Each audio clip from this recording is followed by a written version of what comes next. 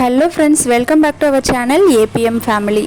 இன்றைக்கி பார்த்தீங்கன்னா Saturday morning ஒரு 10:30 வரைக்கும் பார்த்தீங்கன்னா விஷ்ணுபதி புண்ணிய காலம், அதாவது ஆவணி மாதம் 1ஆம் தேதி விஷ்ணுபதி புண்ணிய காலம் வருது அப்படின்னு சொல்லி இப்போ ரீசெண்டாக தான் கேள்விப்பட்டேன்.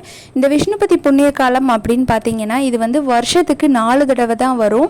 இந்த மாதிரி வரதுனால வந்து இந்த நேரத்துக்கு ரொம்பவே அதிசக்தி வாய்ந்த நேரம் அப்படின்னு சொல்லி சொன்னாங்க.